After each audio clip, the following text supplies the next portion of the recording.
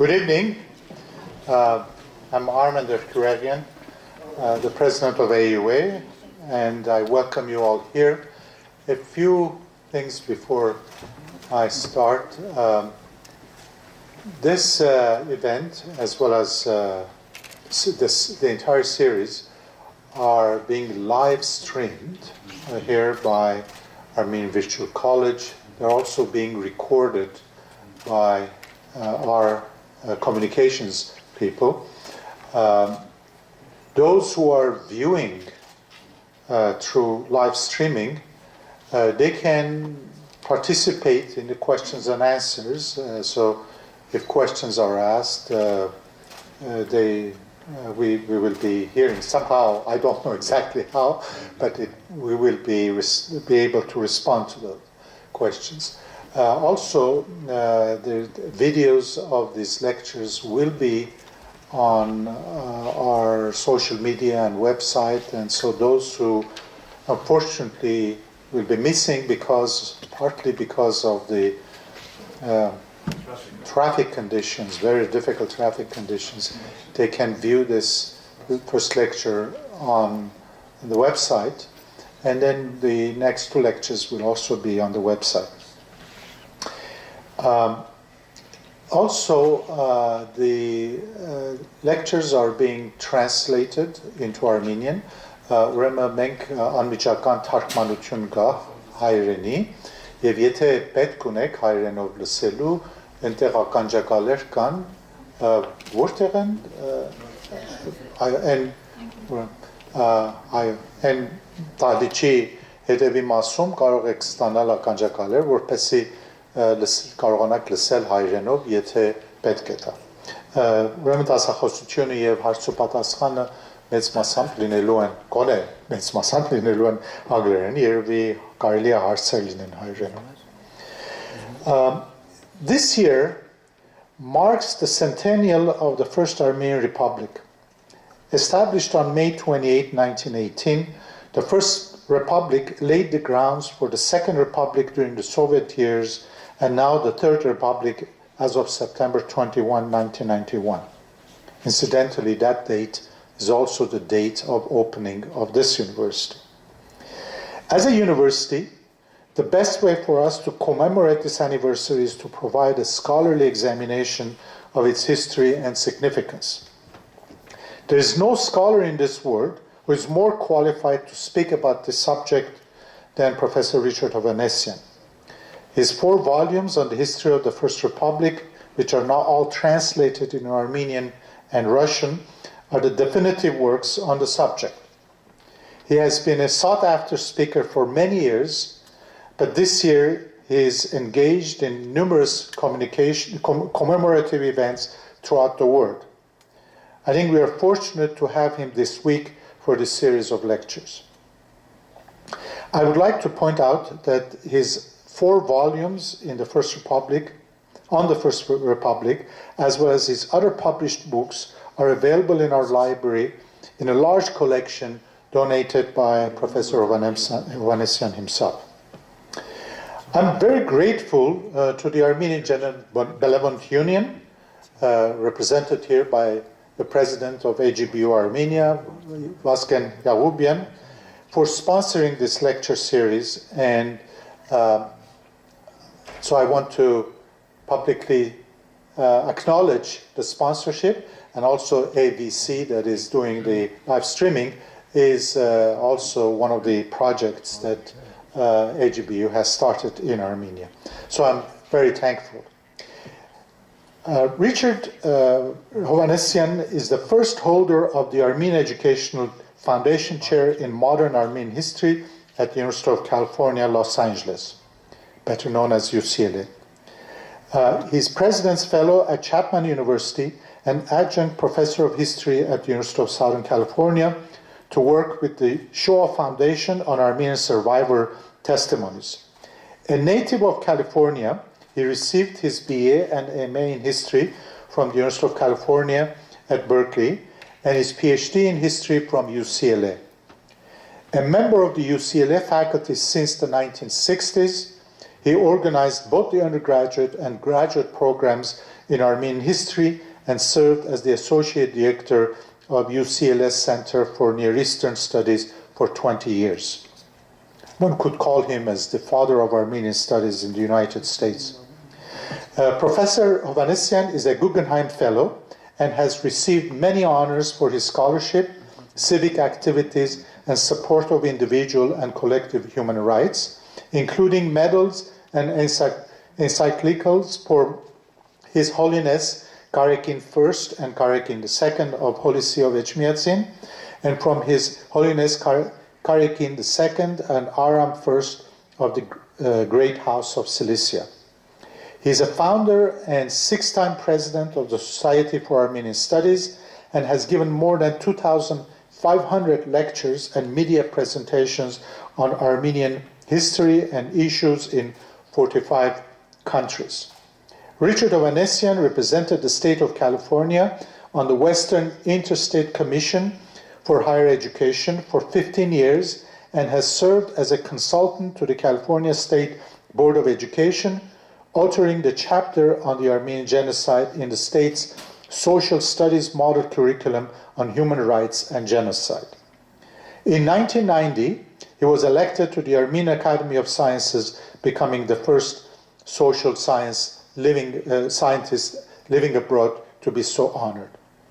As I mentioned, Professor Hovannisian has published more than 30 books, including 4 volumes on the First Republic, which are not translated into Armenian Russian, 6 volumes on the Armenian genocide, and 14 volumes on historic Armenian cities and provinces in the Ottoman Empire. Also, as I mentioned, these volumes are all available in our library, and I hope that you'll have a chance to view them and hopefully borrow them. Our library is open to the public in general. So it is my distinct honor and pleasure to introduce Professor Richard Hovannisian.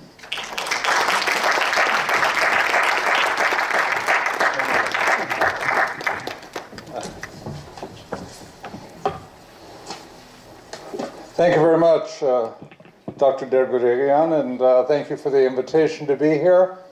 I know our numbers are a bit low today, but I'm glad on the other hand that we have in our streets the ability to have some civil disobedience and civil protest, which is a hallmark of aspiring democracies, and I hope we're moving in that direction.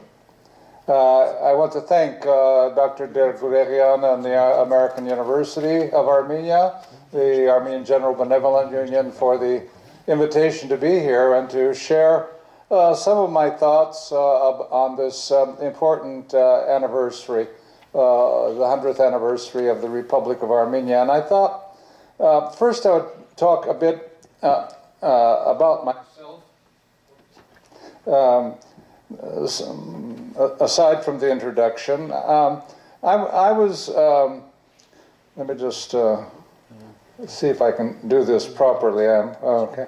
I was born in California more than 8 decades ago. I'm the first generation to be born from the survivors who managed to make it to America. My father and my mother both were born in historic Armenia in the province of Kharpert. My father's family was entirely annihilated.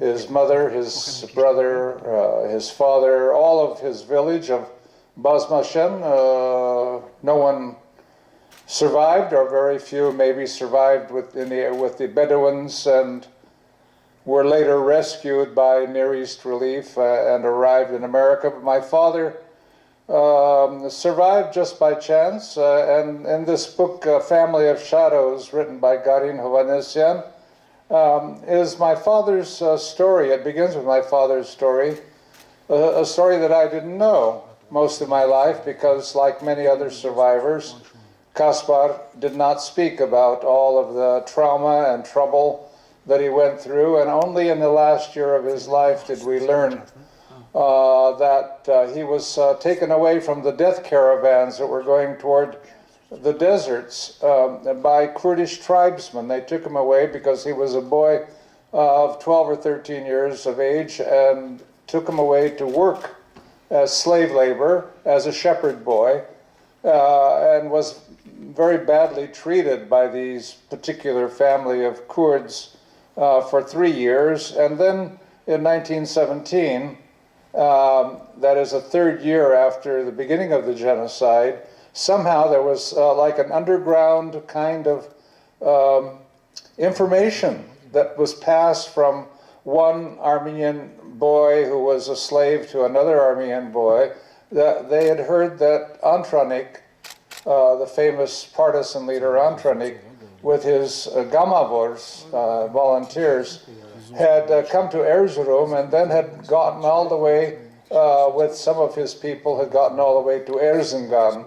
And Erzincan, or Erzincan as it's now known, is a neighboring district to Kharpert. And so they ran away from their masters at night and were helped by the Alawi Kurds of Dersim, which is a district between Kharpert and Erzincan, were able to get there, and a boy of 16 picked up a gun and a rifle and a bayonet, never having touched one before, and suddenly became a soldier himself, and somehow went through difficulties getting into the Caucasus. You know that after the Russian Revolution of 1917, the Russian armies withdrew from the occupied portions of Turkey.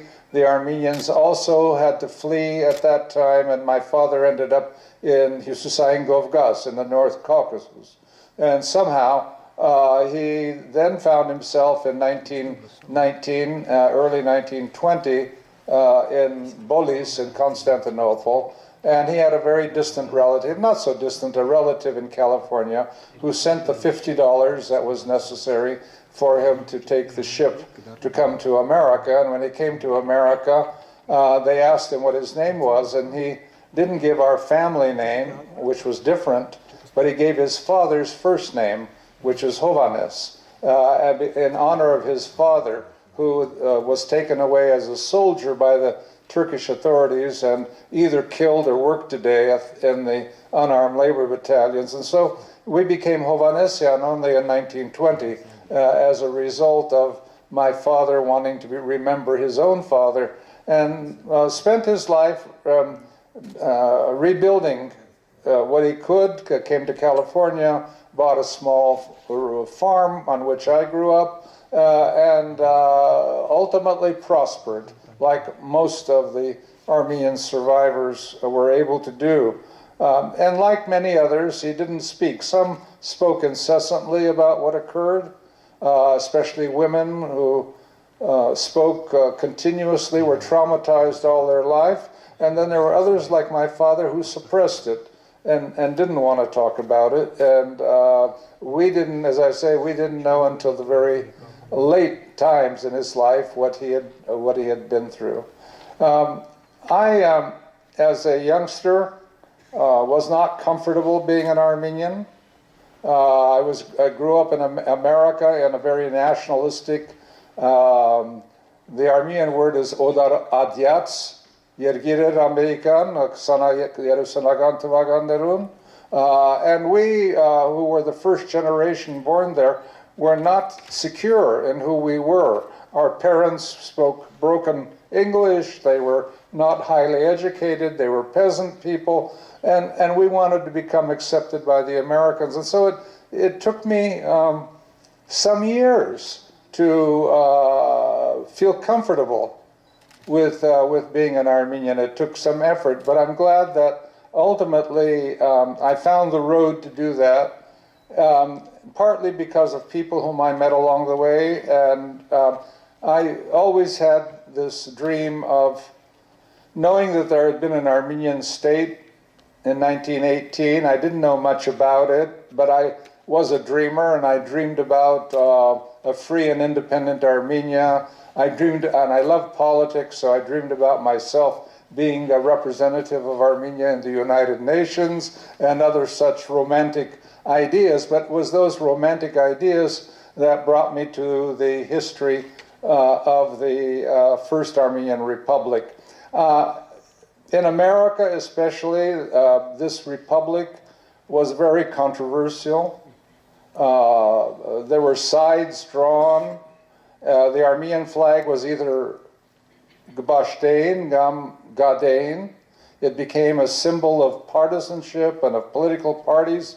Unfortunately, lost in mythology. People really didn't know the history of the Republic, and yet they drew sides, and it was not a happy time for the Armenian American community. But still, I was drawn to the idea of Armenian independence.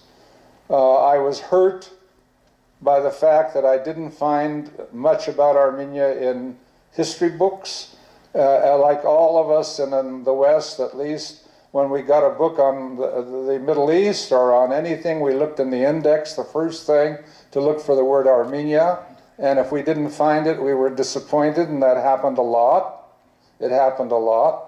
And so as I grew older and became more comfortable with my Armenianism, I know that I wanted to go into the history. I always loved history, and I thought, wouldn't it be good if I could study Armenian history? But I didn't know Armenian.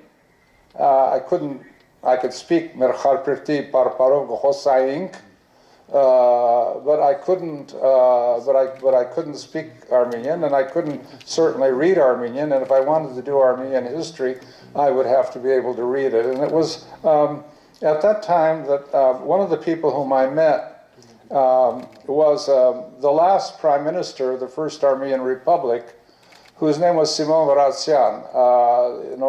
The Armenian Republic had 4 prime ministers: Khashasnoni, Hovhannisyan, Hovhannisyan, and Varatsian. Varatsian was only prime minister for barely a week or 10 days in order to give Armenia, or to negotiate with Soviet Russia or Russian representatives to give Armenia under Soviet rule. Այսինքն Հայաստանը հանձնել սովետական իշխանության, որպեսզի պահպանվեր ինչ որ մնացած էր, քանի որ թուրքերը արդեն մտած էին Ալեքսանդրոպոլ, այսինքն Գյումրի արդեն մտած էին, եւ Հայաստանը գործանման երզերին էր. So it was a no-choice situation in which the independent Armenia at the end of 1920 gave way to save whatever was left, that is what we have today, by allowing the Red Army to enter into Armenia and declaring Armenia to become a socialist Soviet, as it was then called, socialist Soviet Armenian Republic. Well, the last prime minister, again, I romanticized about him. We had this great awe of a person who had been the prime minister. His name was, as I said, Simon Varatsian. And after I had graduated from the University of California, I was already 22 because I had graduated and done another year to become a teacher, teaching credential. He met me and he saw some potential in me, I suppose. I don't know what he saw, but he saw something. And he suggested that I now travel to Beirut, because in those years it was in Soviet Armenian time, American students didn't come here to Yerevan to study. They had to go somewhere to learn Armenian. And so the main center of Armenian life was Beirut. And so I traveled across the ocean on ship, to the surprise of my parents and everyone else, because very few people traveled in that direction. And I spent 9 months in Beirut, which are the most important months of my life probably, because I was able to learn the Armenian language, living among the Armenian people of Lebanon, and learning to read and write, however difficult that was for me. And this is Beirut, the harbor of Beirut, where I went. And now this is the school. It's known as the Gemaran. It doesn't exist anymore because of the Lebanese Civil War. That is, this old building is no longer there. And here's a picture of that last prime minister, whose name was Hovhannisyan, and who was the reason that I ended up in Beirut to learn the Armenian language and have gained the tools, if you will, the tool to be able to return to America and spend my life studying Armenian history, first at the University of California at Berkeley, and then doing a PhD dissertation on an Armenian subject at the UCLA, at the University of California, Los Angeles. Now, this was at a time when there were no Armenian studies courses anywhere in America. I became a professor of Armenian history without ever in my life having taken a course in Armenian history, because there were no courses in Armenian history. We created them. I and a number, 4 or 5 other individuals, fortunately in the 1950s, by the 1950s, where there became a greater interest in international studies, partly because of the Cold War, and greater interest in them, I was able to do my dissertation on an Armenian subject, and then ultimately, in the early 1960s, to become a pioneer in teaching Armenian history at a university level, along with 2 or 3 other individuals in America who were at the right place at the right time to be able to do that. I spent, as Dr. Derguregian pointed out, much of my career investigating the history of the Republic. I wanted to take it out of the partisanship, out of the mythology, out of the extreme love and extreme hatred, and to put it into historical perspective, with its good and with its bad, with its problems and with its achievements. And what I thought was going to be easy to write a history of Veshabis, it was only 2.5-year history. It should not have taken so long to write the history of 2.5 years.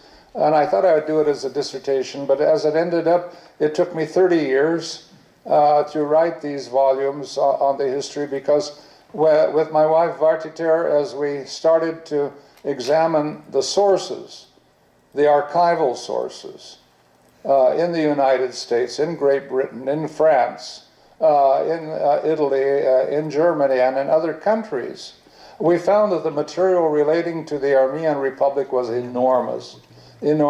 Just in the single archive of Avedi Saharonyan, who was the representative of the Armenian Republic in Paris after World War I, in his single archive, that is that Republic delegation archive, there is so much material on Karabakh alone that it figures in the thousands of pages just on Karabakh. And for a while I thought I'd write my dissertation on the Karabakh quarrel. And I never thought, by the way, in the 30 years that I was writing this history of the First Armenian Republic, that all of these issues about which I wrote in detail would become live issues once again, that Karabakh would again become a live issue and not just a historical issue, and that all these other issues of Shirchapagum being blockaded, of dealing with not so reliable neighbors, with economic collapse within the country after independence, with the struggle to create the framework of a democratic institution and democratic institutions in this small country would become live issues again, and they did. And so it's not, you may be rather surprised if you read these 4 volumes and go into the chapters on Karabakh alone. So much will be familiar to you because it's all came alive again after 1988, and I had no idea that that was going to be the case. So this is my fundamental հիմնական աշխատանքը Հայաստանի Հանրապետության Again, I tried to be as balanced as I could. It's not easy. No historian can be fully objective. History is not a precise science. History is interpretation. It's bringing together the facts and trying to understand the facts. And this is what I've tried to do, and tried to be as fair as I can without losing my sympathy for the ideal of independence. I mean, when I write about Karabakh, some people think that, oh, this is very bad that you are saying what the Azerbaijani claims are to Karabakh. But no, we have to know what the Azerbaijanis are claiming and why they're claiming it. Or when it comes to Lori or Akhalkalak, what are the conflicting claims between the Armenians and the Georgians, and what are the historical roots for those claims? This is what we have to do. And then we can make our own interpretation eventually of what we think, but you need to be as balanced. And also looking at the internal life of Armenia, we can't just present it as being a rosy, you know, as in my childhood image of Armenia, the Republic of Armenia, Trachtavayr, Azad Angach, Yergirma, Jawurta, Yerchanig. No, it wasn't that way. It was a struggle. There was a lot of difficulty, famine, and loss of life to disease, not because of anything that the Armenians did, but because of the fact that they had been in a war zone for more than 4 years, that all their young people in Russian Armenia had been drafted into the Russian army and taken away, that the economy in Yerevan gubernia had already fallen to a very low level, that is, loss of agricultural income. And Armenia, even in the best of times, this area of Armenia, which was the least productive part of historic Armenia, the least productive part of historic Armenia is where we are today. The rich lands of Armenia lie on the other side of the border. And on this area of Yerevan had always to import grain from Russia, from South Russia, to live, because it could not feed its own people sufficiently in this small area. And suddenly you're cut off from those supplies by a civil war in Russia.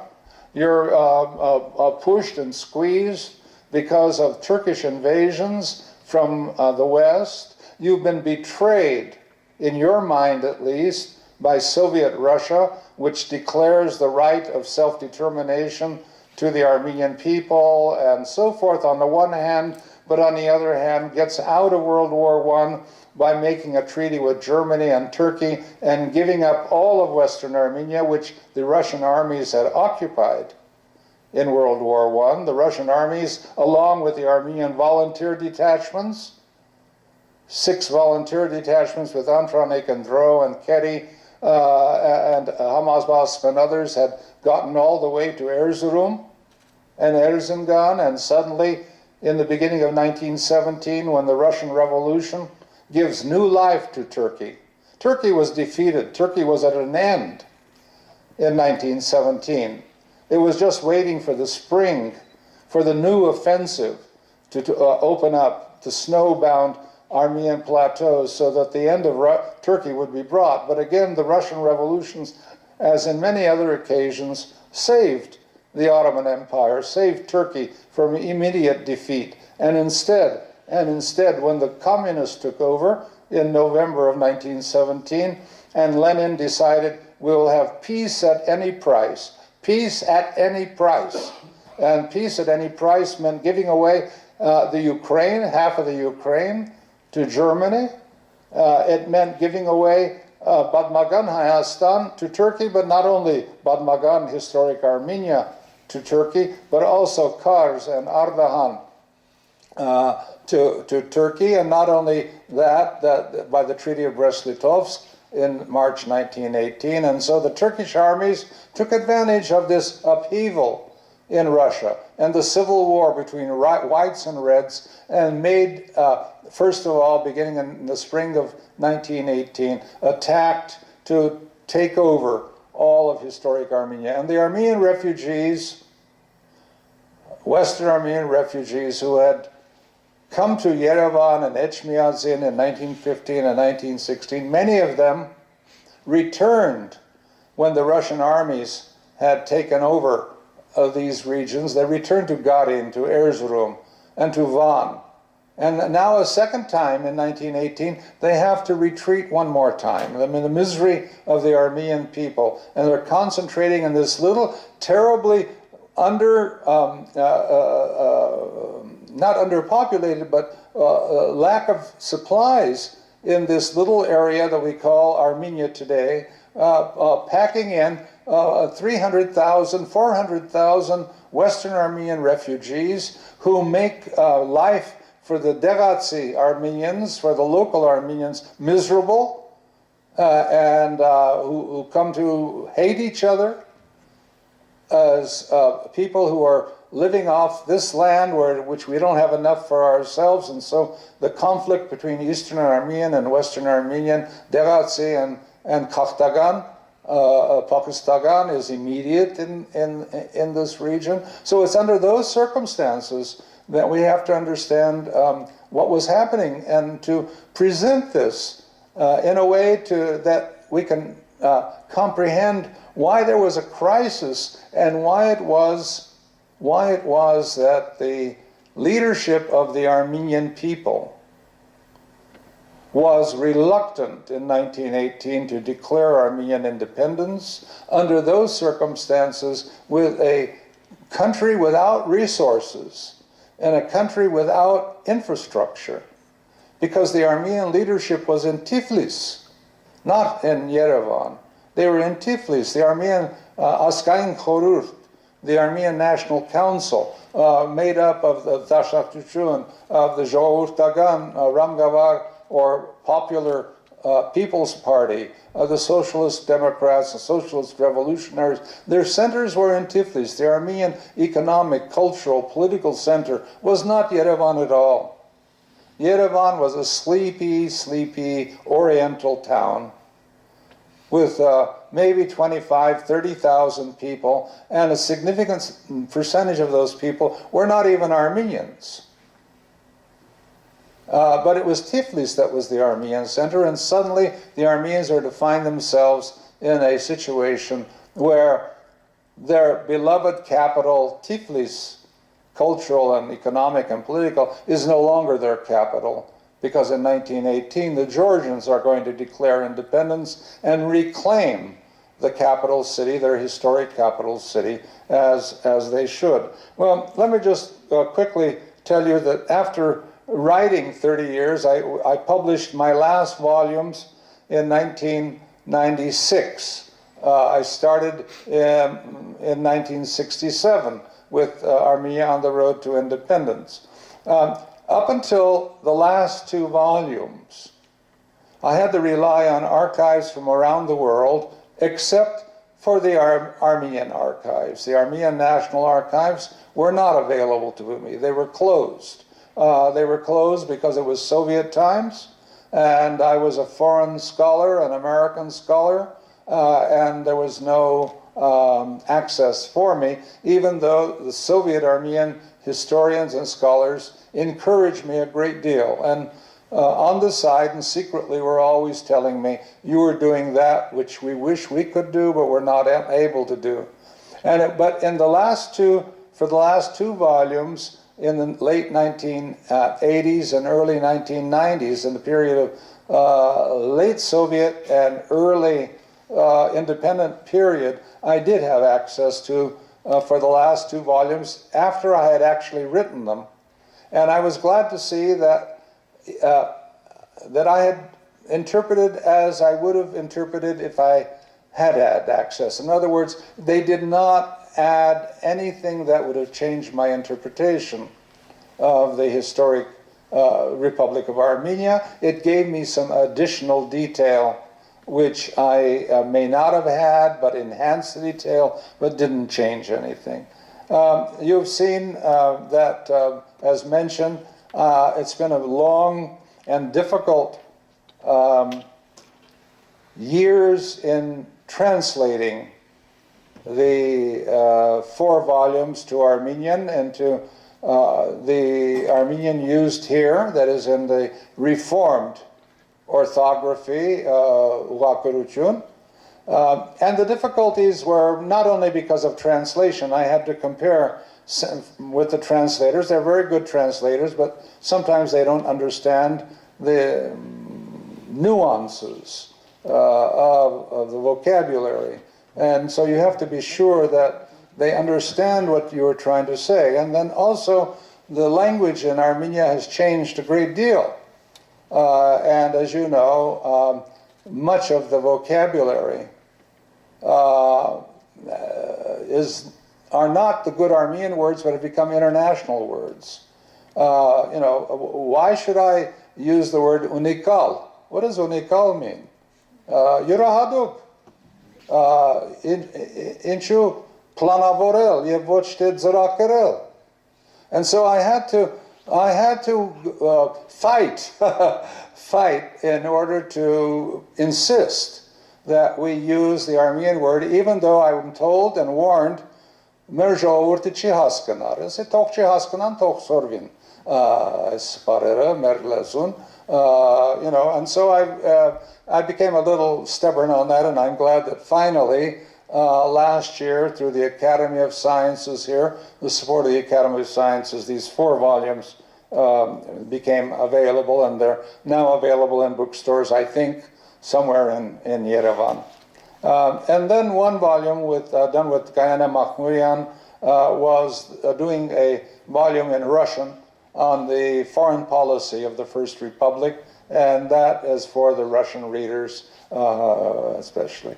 After that, I've done the 6 volumes on the Armenian genocide. I don't like genocide studies. I'm not a genocide historian, but I was pushed into this field by denial of the Armenian genocide and published these. And the final thing that I'm proud of now is, starting in around 2000, I started a series of conferences at UCLA in which we focused on the historic Armenian provinces and cities and communities of the Ottoman Empire, starting with Van, Bitlis, Harpert, Erzurum, Sepastya, Dikranagerd, Gidigia, Pontos, Bolis, Karzan Ani, Izmir, Gesaria եւ Cappadocia, Փոքր Ասիա եւ վերջինը in 2016, the Armenian communities of basically of Kesab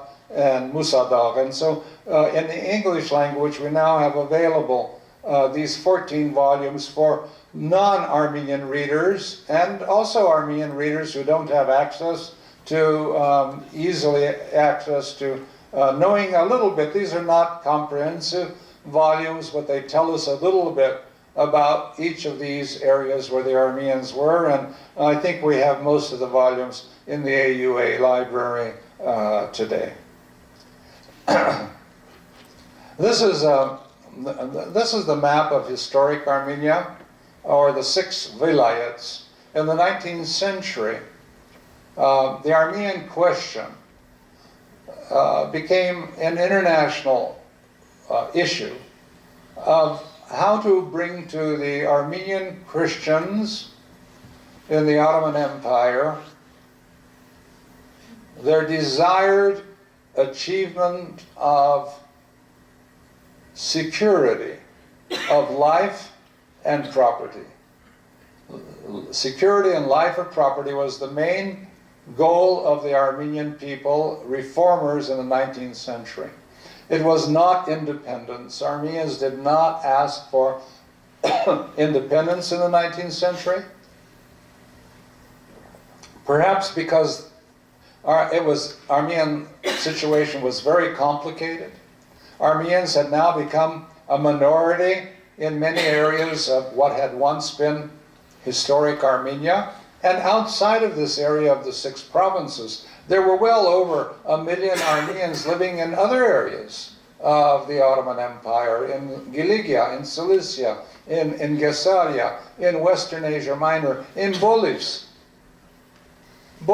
Constantinople, Istanbul, had more Armenians living there than in any other city in the Ottoman Empire, just like Tiflis was not a part of Armenia, but had more Armenians and was a cultural, economic, cultural, political center of the Armenians of the Russian Empire. So too Constantinople was the economic, intellectual, literary center, and economic center of the Armenians of the Ottoman Empire. So the Armenians were scattered all over. And it may not be surprising, therefore, that the Armenian reformers of the 19th century, who were begging for change, were not asking for independent Armenia, but were asking for a secure land, a secure life for themselves and their property. And as you well know, in these eastern provinces in particular, life was very, very dangerous because of the Kurdish tribesmen who lived among the Armenians, who raided the Armenians every year. I mean, the Armenians worked all year. Kashkadein ambosh darin, perke gahasner ev havasik Kurdagan Rosachumpura gamatnein yev katalanein. So it was this kind of insecurity and taking away the young girls and so forth. So the Armenian question was one of security of life and property, and ultimately became also one of local self-government.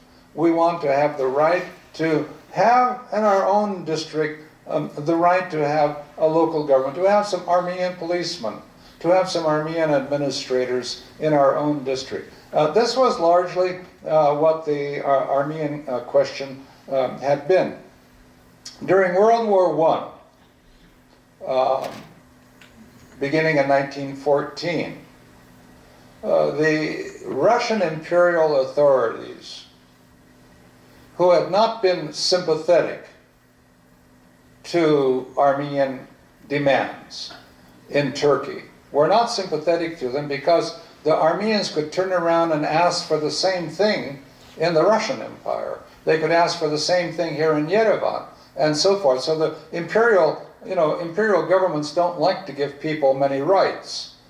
Dictatorships like to keep control with a police state. That should be obvious. And so the Russians were clever under Tsar Nicholas II, the last Russian Tsar, and they showed themselves to be sympathetic to Armenian claims. And they allowed the Catholicos, Catholicos Georg V, to appoint Boaz Nubar Pasha as his representative in Paris to represent the Armenian cause to the European powers. And they allowed the Bureau of the Armenian leadership in Tiflis to organize Armenian volunteer battalions, or kunder, Gamavoragan kunder, of which there were 6 organized. They were not huge in number, or in number of people joining, but a few thousand Armenians entered into the Armenian volunteer units as part of the Russian war effort to occupy these provinces that had been the center of the Armenian liberation movement. The Armenian political parties, starting with the Armenakan in Van, which was the predecessor, one of the predecessors to the current Ramgavar party, the Tashakirchun, organized in Tiflis in 1890, the Hanshagian party in Geneva even before that in 1887. The focus of their liberation struggle was this area that you see here. It was not really focused on Yerevan. The oppression of the Armenians in the Russian Empire was considered less intense. And they didn't want to have a struggle on 2 fronts. I mean, you choose your enemy.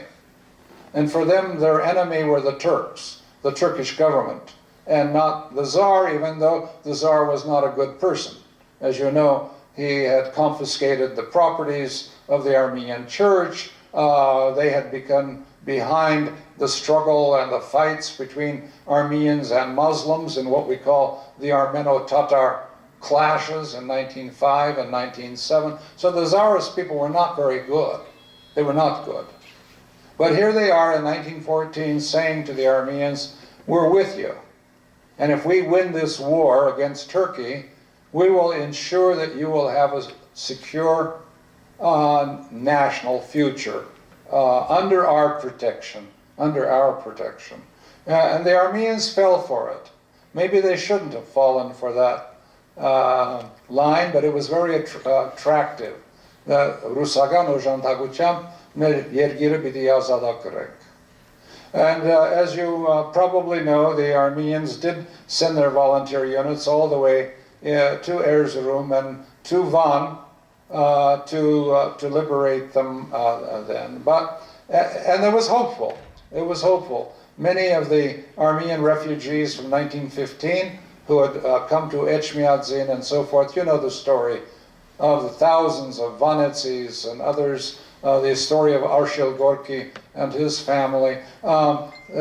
These people returned to Van, they returned to Garin, but in 1918, because of the situation with the Russian armies withdrawing or fleeing from the area under the urging of Lenin to leave the front, not only this front, but all the fronts, the German front, the Austrian front, and the Turkish front, Armenia was in a serious political turmoil.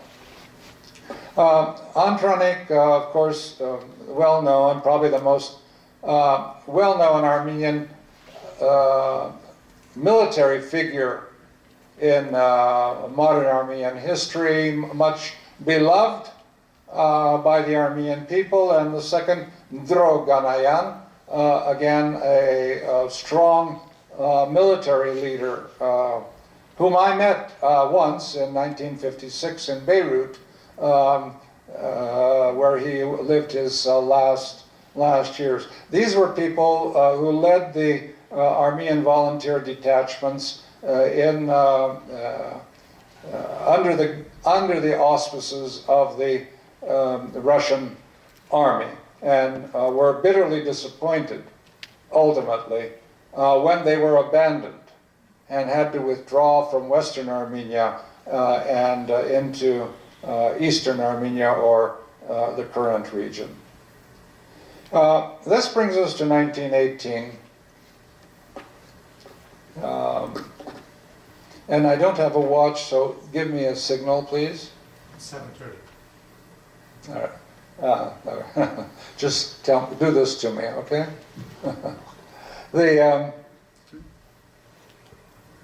Bring us to 1918.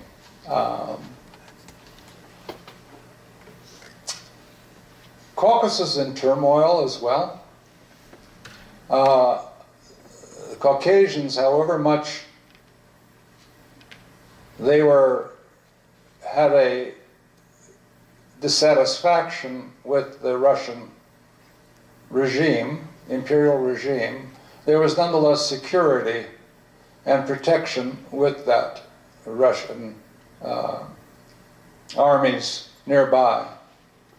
When they all withdrew in 1918 from this region, and the Turkish armies, with their treaty with Soviet Russia, reclaimed these 6 provinces, or part of the 6 provinces that had been occupied by Russia, and then entered into Kars and Ardahan. The Armenians were in a panic situation.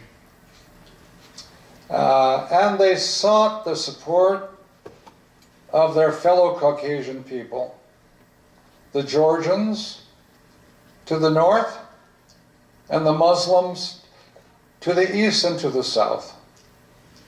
The leadership of the Georgians and the Muslims and the Armenians had a great deal in common.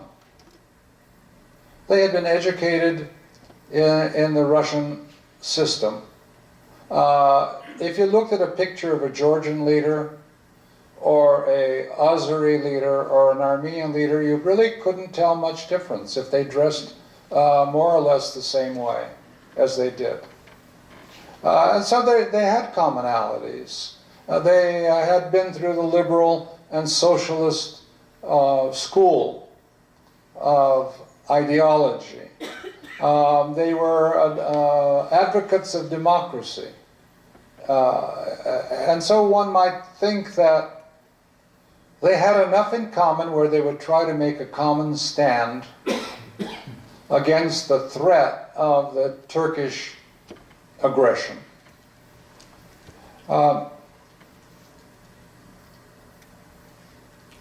They didn't want to separate from Russia at that time, but they were forced to do so, and they tried to join together in an experiment of having a federation, a Caucasian federation of Georgians, Armenians, Azerbaijanis, all taking in all of the South Caucasus and being a single state with constituent parts. But that experiment did not last. It lasted 1 month because the Turkish armies continued to advance as far as Alexandropol. It seemed like the end of the Armenians was at hand. And at that critical moment, I do not blame them. We can call them, as we do in Armenian historiography, Tavajanner Yevailen, the Georgians, who looked for their own security. And they found their own security by signing a secret treaty with Germany. Germany was the ally of Turkey. And they could, if they quickly sent military forces from the Crimea, which the Germans had already occupied, the Krim, to Poti and other ports, they could then stop the Turkish invasion of Georgia. And so they signed a secret agreement that put their lands under German protection. And the agreement was that they would come out of this Transcaucasian fictional state. They would declare the independence of a Georgian republic. They would raise the German flag along with the Georgian flag, and Georgian units, military units, would rush to the borders of the Tiflis gubernia to stop the Turkish invasion and to direct the Turks southward toward Yerevan. The Turks were going to move somewhere, so let's move them southward.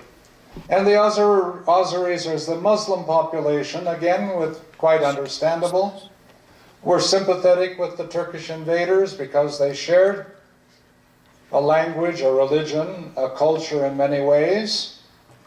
And so, first, the Georgians withdrew from this fictional state known as the Transcaucasian Federation on May 26, 1918.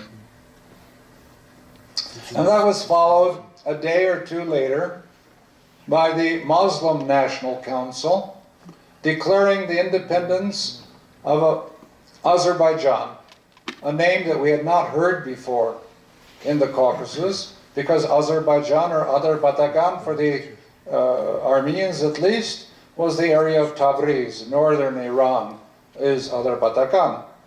And they came up with this name of Azerbaijan, perhaps because also in Azerbatagan there are Turkic Azeri kinds of people, and they were looking for maybe a concept of uniting all of these lands under Azerbaijan. In any case, they declared the independence, surprisingly, of a state that had never existed before.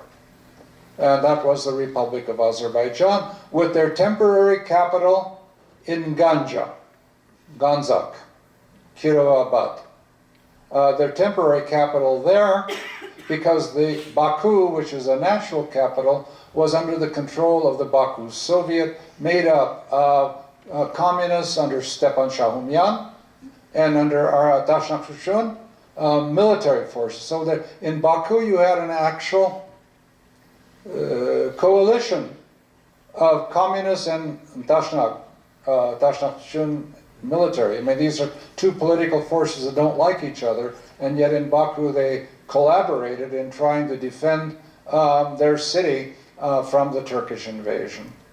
That left the Armenians in a lurch because now Georgia had declared the independence of their state with the entire Tiflis gubernia, including Lori, Dashet in their republic.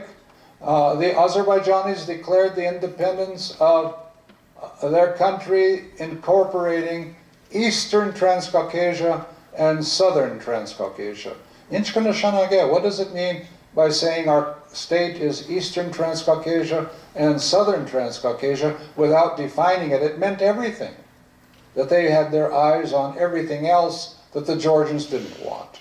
And it was under those circumstances that in May of 1918, the Armenian National Council in Tiflis debated for 3 days what they should do.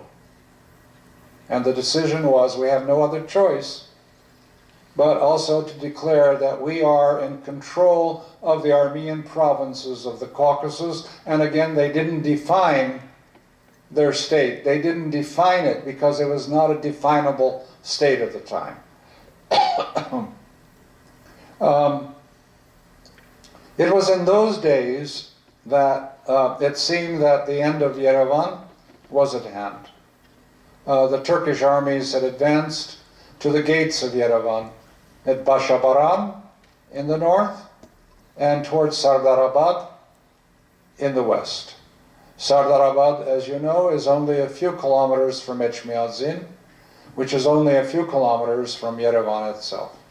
And if they so chose, probably within a day or two, the Turkish armies would have been in this city. We now lionize the heroic struggle and defense of the Armenians at Sardarabad and Bashabaran. Probably, indeed, we should. Indeed, the Armenians should do that. They, for the first time, were able to stem the Turkish advances. I don't know for how long they could have done so if the Armenians and Turks had not signed this very humiliating Treaty of Batum in June of 1918, in which Turkey recognized a minuscule, a very small Armenian state that became the foundation of the Republic of Armenia, and that included Yerevan, Echmiadzin, and the southern shore of Lake Sevan, an area probably no more than 8 or 10,000 square kilometers in which Armenia was to begin its existence. Simon Muratyan, aside from his very large volume of Hayastani Hanarabeduchun, which was a fundamental source and really which quite... edition of them? I'm sorry?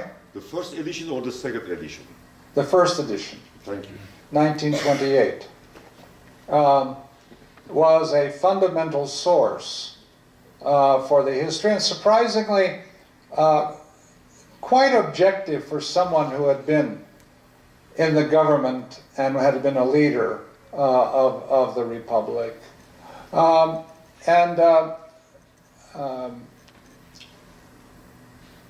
He wrote also 6 volumes of Gyanki Huinerov, A Long Life's Way.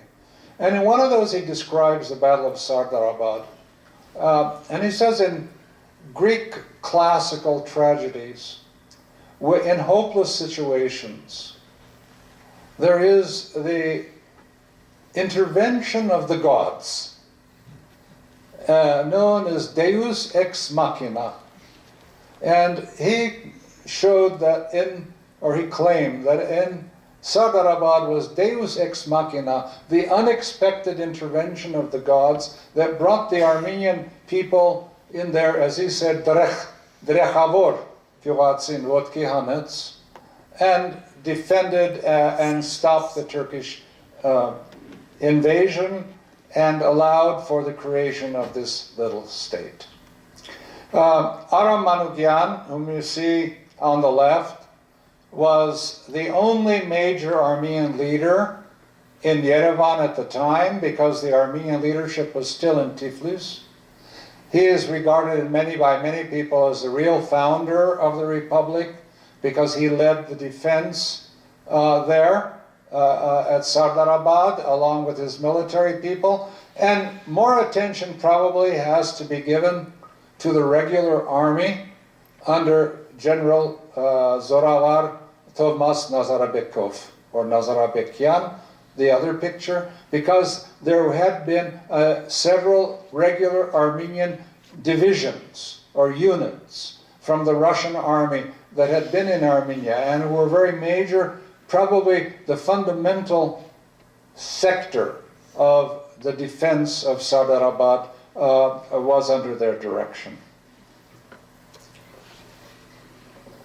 If you see what the Republic began with, in these hash marks, you see all the territories of Russian Armenia, not Turkish Armenia, but Russian Armenia, Eastern Armenia, that were lost in May of 1918. All of the region of Kars and Ardahan, all of the district of Surmalu in the county of the province of Yerevan, with Mount Ararat, Masisa, Aravadahayastani Mascher, Aravelahayastani Maskasmaza, Yerevan Guberniai Naanki Maskasmaza, Yemian Ksantavaganina were Pochvetsav Yevkanats Turkyo.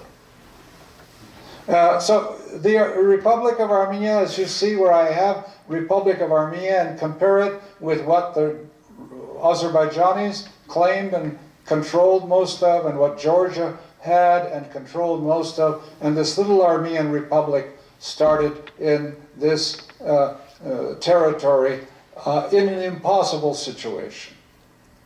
But as in hindsight, I call it a gift in disguise. It was a gift in disguise. We didn't recognize the importance of it at the time, that it would become the foundation of Armenian hopes and aspirations for a permanent, independent Armenian state.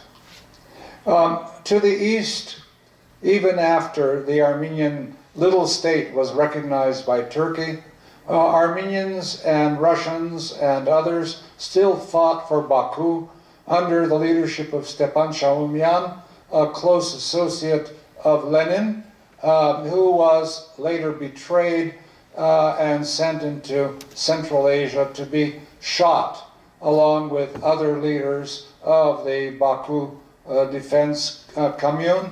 And only in September of 1918, that is 4 months after the establishment of Azerbaijan, did the Turkish armies succeed with the Azeri forces entering Baku, where the last massacre of the Armenians took place on September 14th, 15th, 1918, with some 12,000 more Armenians becoming victims to the Turkish atrocities, and the remaining Armenians fleeing southward toward Enzeli, Resht, into Iran, or to Krasnovodsk, or to Astrakhan in the north.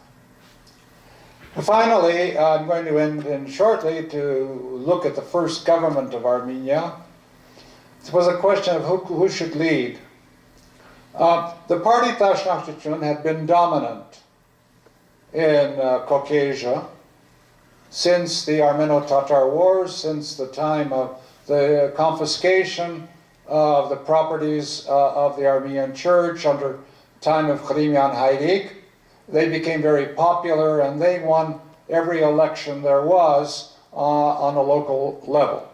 In the Armenian National Council in Tiflis, they also had a very large presence. One of the most respected leaders of the party was Hovhannisyan Kashasnuni. And it was decided that he should form the First Armenian government. That also was very difficult. He wanted to have a coalition government of other parties, but those parties did not want to join the government at that time. It was so hopeless. It was so hopeless. So he ended up forming a very small government of a few people, and then the decision was, how do we transfer to, or should we transfer to Yerevan, or should we remain in Tiflis as the Armenian government outside the country?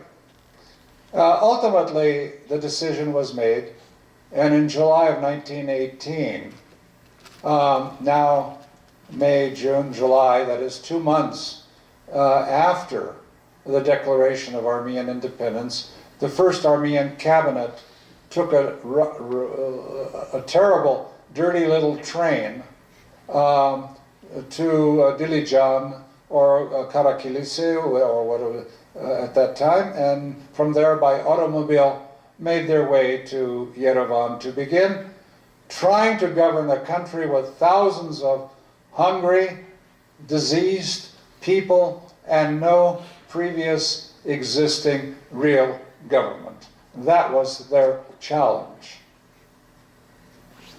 These were the people whom they saw when they arrived in Yerevan, the children, the thousands of orphans everywhere in the streets, beggars and orphans lying in exposed homes.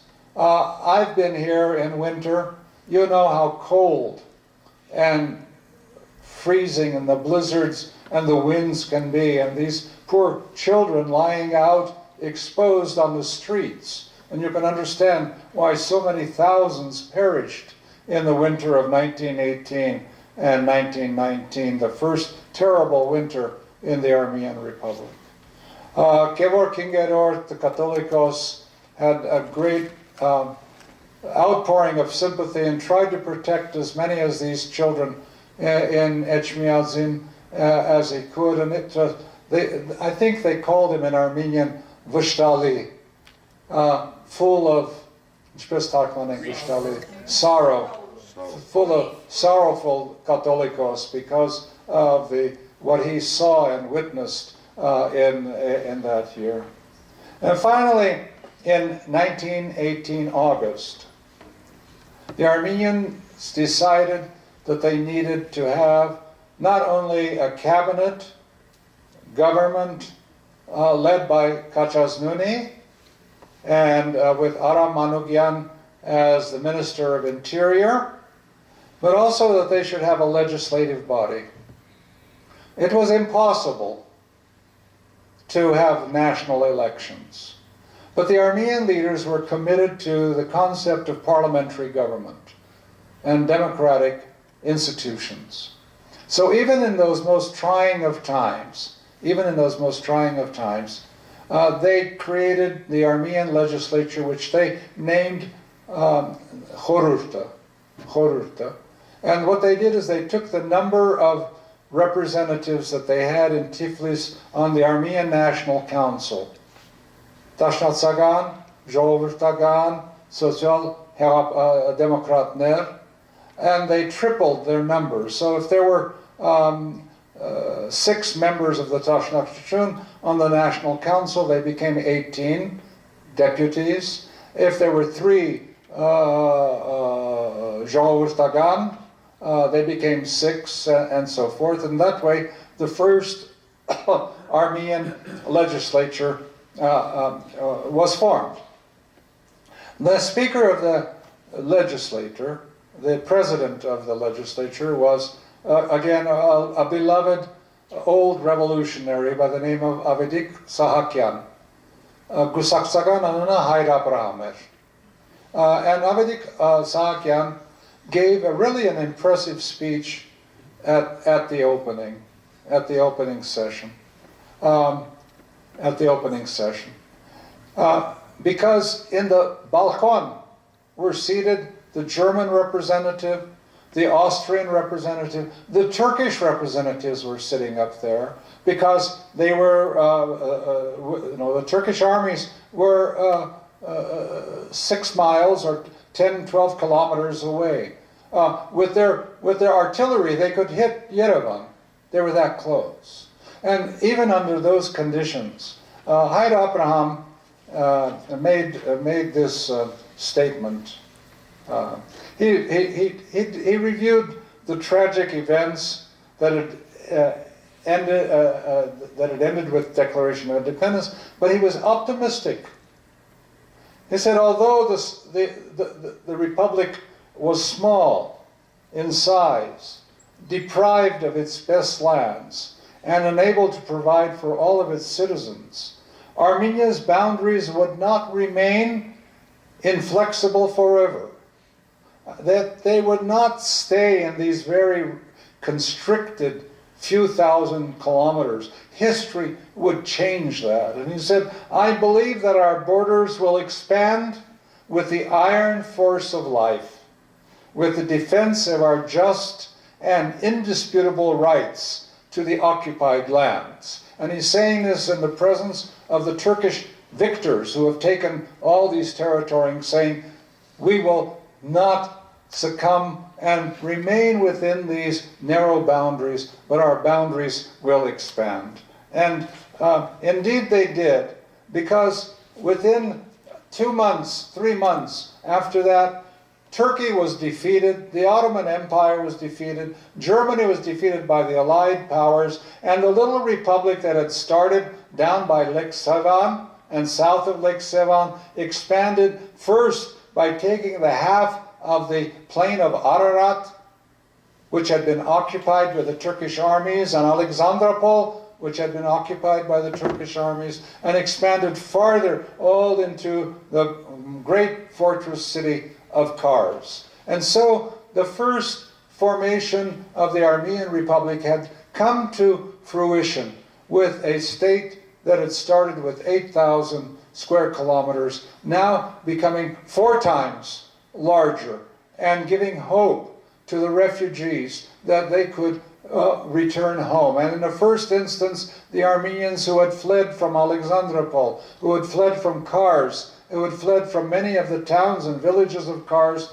were able to return home in the spring of 1919, giving hope to the Turkish Armenians, to the Western Armenians, that Vaha, tomorrow, will be our turn when the Allied powers fulfill their promises, fulfill their pledges to rescue the Armenians from the blasting tyranny of the Turks and allow a national, secure future for the Armenian people. And that is how the first phase of the formation, an unexpected creation of an Armenian state. In the unexpected place, Yerevan was not where the Armenians anticipated an autonomous or a free Armenian state. It was Van. It was Garin. That was where the whole concept of the Armenian liberation movement was, but history plays tricks. And here, the trick that was played is that Yerevan, the last expected place, became the capital and remained the capital of the Armenian Republic. Next time, I want to talk about politics, about the formation of the state, about the issues of Western Armenians and Eastern Armenians, about the creation of a coalition government. When the non-Armenian or the non-Tashtakshan parties saw that there would be possibility of a future for this state, they agreed to join in a coalition government and brought to the Republic a great deal of expertise in economic, judicial, and other matters. Thank you very much for today.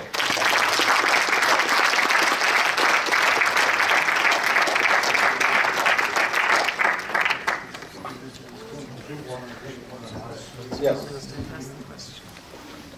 I forgot to make an announcement. We have a reception in our Latvian Gallery, 4th floor in this building.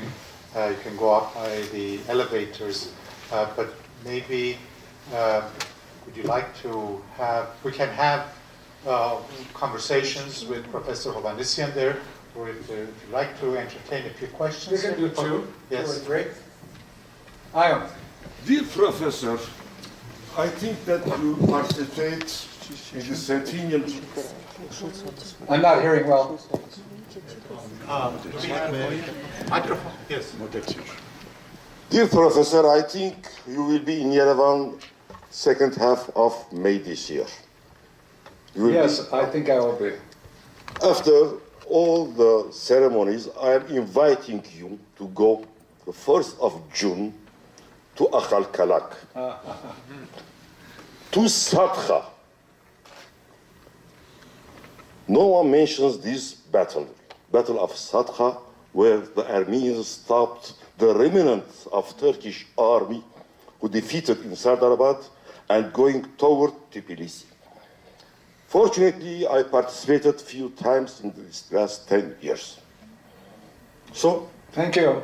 second, do you think what is happening now in the streets of Yerevan is inspire us to achieve what we call it democracy?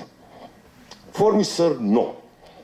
It's a show business badly manipulated by the authorities.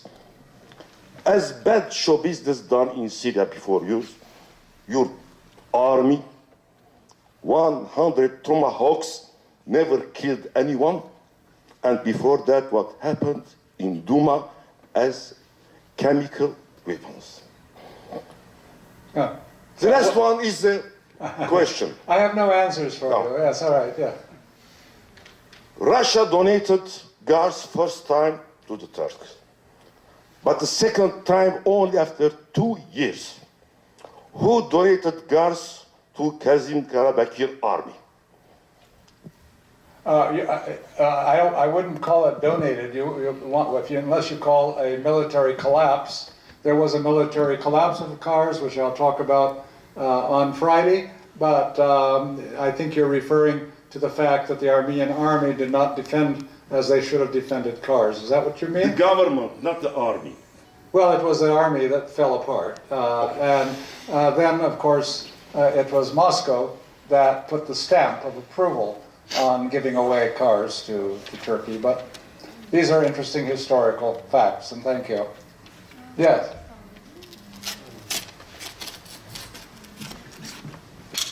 Professor, I want to ask, I want to ask this, if Armenia was able to expand beyond the borders Yeah. from when it was established, why didn't they continue toward the sea or toward Mount Ararat and take those territories as well? What they say it again?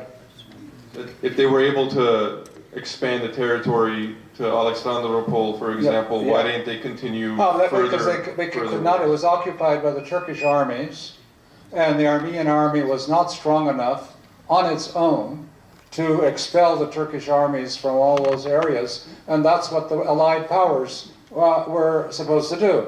It was under their watch, and they, of course, demanded the withdrawal, but the Turkish armies under Mustafa Kemal and the resistance movement did not. And so the Armenians were let down. They thought that they would be supported by the victors in World War I, who had made many promises and pledges regarding the restitution, the restoration of the Armenian people. But on the Armenia was a small country with refugees and a very small army. Put together, there may have been 20,000 men under arms, not well equipped, and they were fighting on all fronts. They fought in the north. They were fighting. They had to have armed forces in Surmalu. They had to have armed forces toward Nakhichevan border. They had to have armed forces facing Zangezur. They had to have armed forces in Lori. And so the number of troops available for a strong operation to occupy this vast area was beyond the capability of the Armenians at the time. And without external support, that would not happen. And ultimately it did not happen. and that's why those territories remain beyond the borders. There was no way that they could take them. The Armenian population had been destroyed in that area. There was no base, national base of support from the local population of an Armenia army coming in, because there were no Armenians left there. I think given the time, we should... Well, we have one person standing. Let's do that. Sorry. I don't even know how to formalize the question, but first of all, thank you very much for today's lecture. I've never been gripped so intently and haven't even checked my phone for once. So thank you very much. The question of the elite, you often talked about in your speech about in Tbilisi, the Armenian political elite playing a key role in the entire process of the formation of the First Republic. Is there a similar story about the Armenian political intellectual elite in Istanbul? And often the sense that one gets is that there is disdain, may be a word, kind of the rural areas of Armenia were not seen as part of. What about that? And then how do these imperial powers, how do they use this elite to control the regions? Well, because I think that continues to it's somewhat ironic but true that the major centers of Armenian life in both Western and Eastern Armenia were outside the historic Armenian homelands. Cultural center, economic center, political centers had grown up in one instance, the capital of the Caucasus, where the namestnik or the viceroy of the Caucasus was, in Tiflis. The major city remains a remarkably beautiful and wonderful city. And so all of the Armenians felt very much at home there. When you're part of the Russian Empire, it doesn't make too much difference in that you feel comfortable where you are. I mean, these people had connections everywhere. There's a network. And I experienced this as a student when I went to Beirut. I returned to California the opposite direction through Asia. And I stopped in 20 different communities, and everywhere I knew Armenians, or found Armenians, and they told me who the next Armenians were in the next community. And so this network, and so the Tiflis Armenians felt very, very comfortable where they were. They could, they had networks in Moscow, in Rostov, Nakhichevan, in Baku, and so forth.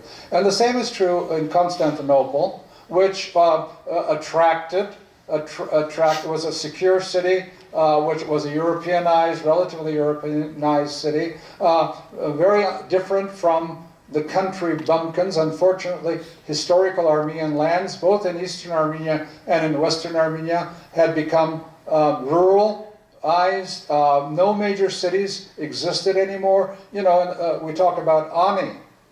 Ani was a huge medieval city, but there were no cities like that left in the 18th and 19th century. The largest of these were Van and Erzurum, Vrishpanchikar.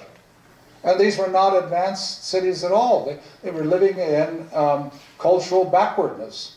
But one of the things that we must say also is that the move and push of the Armenians to achieve enlightenment and cultural immediately separated them in the Ottoman Empire from their Muslim neighbors, and became certainly one of the causes for envy and differentiation that would also contribute to the Armenian genocide. So Bolis absolutely is the Western Armenian Tiflis, and yes, the authorities work through the elites to control their people. They work through the Patriarchate, and in the Persian times here, they work through the Catholicos of Echmiadzin to gain the sympathy and obedience and taxation of their people. The elites profit from this. The Tiflis elites profit from this as well. And so there is this divide between elite and the common people, even though we find out that ultimately the elites are the ones also who become the reformers and the spokespeople for change and reform within the system. Thank you very much. Yeah.